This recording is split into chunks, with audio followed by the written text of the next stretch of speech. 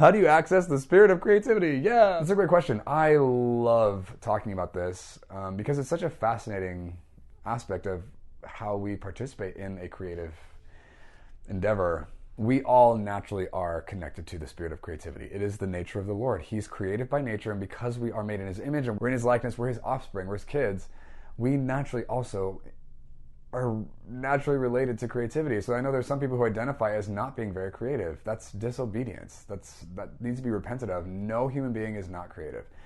That creativity might show itself in different ways, in unique expressions, in ways that might not have been praised by other people, or might not be dramatic or obvious, but it doesn't mean that creativity isn't there. So we want to recognize that creativity is a spirit. And when we understand that creativity is a flow from the nature of the Lord, and that does come with inspiration and clarity and guidance, we can then start to change the way we experience that whole process and open ourselves up to further influence from what he's expressing and what he wants to do through us and as us. There are some practical things we can do to stimulate being sensitive to creativity. And some of that, like, let's just start with the one obvious one. I think a lot of people who maybe even vocationally are creative by nature, like artists, writers, that kind of thing. In some ways, I think a lot of them would advocate for forcing their creativity, and not forcing in the truest sense of the word, but kind of going through some motions and practices and just willing yourself through some format or whatever to get some juices flowing, if you will, to the point where at some point you actually end up connecting to creativity, and then it starts to flow.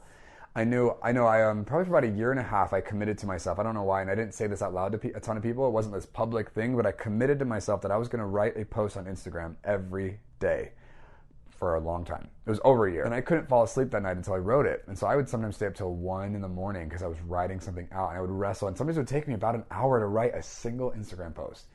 Sometimes it would happen in 5 minutes. Like, it depended, right? But I didn't accept, I just didn't feel it tonight as a reason not to write something. And so I forced myself, I willed myself to continue to interact with the material.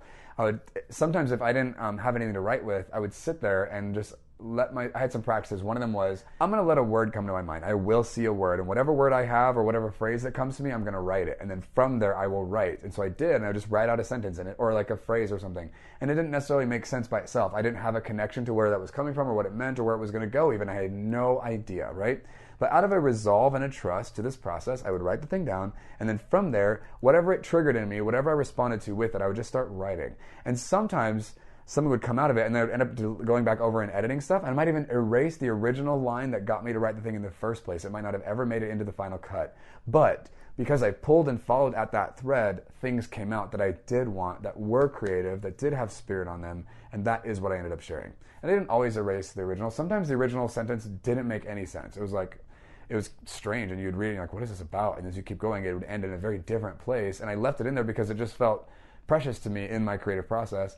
But that was one thing that I found to be super helpful for me in tapping into creativity when it came to writing, was I would just let a word or a phrase come, I'd write it down, and then wrestle with the word or phrase. And I might have to erase what I had written 3 or 4 or 5, maybe 6 times before something finally stuck, and then I found this groove. And I don't know how to explain this, but at some point you hit this stride, like something just starts to click and flow, and you just keep up, and all you're doing basically at that point is trying to interpret what you're picking up, you know what I mean?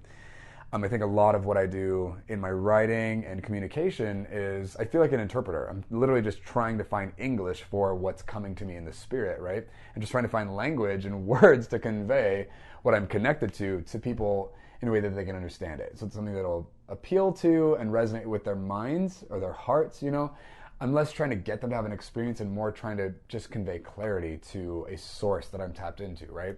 And so one thing we want to be aware of in a creative process, and I'm going to talk about the writing part of this mostly because that's mostly where my creativity comes into play.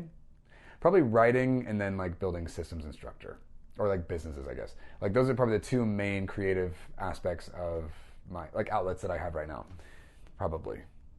I apologize to anybody if I'm not including something that is obviously creative and something I do a lot and you're partnered with me, and I'm sorry.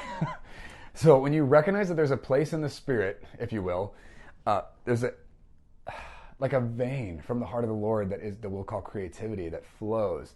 When you align with that thing and you agree with it, whether it's from words you type or brush strokes or dance moves or whatever, however it is you're expressing, like agreeing with where that's coming from, it will continue to release and inspire and clarify what it is that's actually coming through you. And we get to bring intelligence and form and expression and uniqueness to that display, which is so beautiful. It's part of why all of us are so diverse, and there's so many of us. Like, God is so multifaceted and complex and multi-layered. He's deep, and gosh, there's so much to him.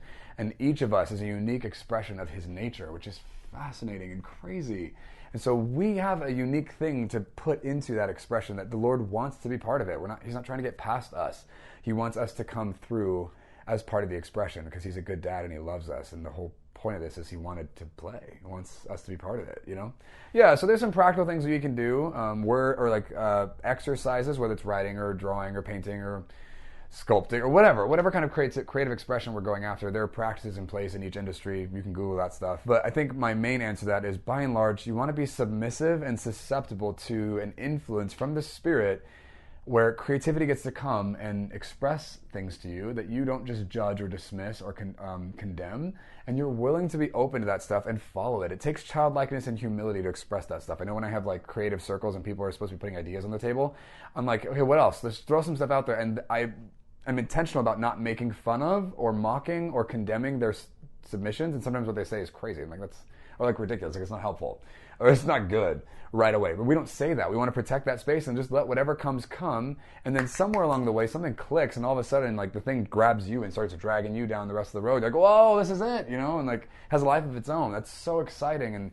I think very common. Like in a lot of things that I engage with from a creative process, I keep going till I find the thing that catches and pulls me. And I'm like, oh yeah, that's the thing. You know what I mean? And sometimes it sounds crazy. It doesn't sound super whatever. And I have to like kind of contend for it with people that I work with. And like, okay, I think this is the thing. Like, that doesn't sound like the thing. Here's the reason why I don't think that's great. I'm like, yeah, I think it is though. And we have to like wrestle it out. And sometimes I'll let it go. And other times I'm like, no, this is it. Right.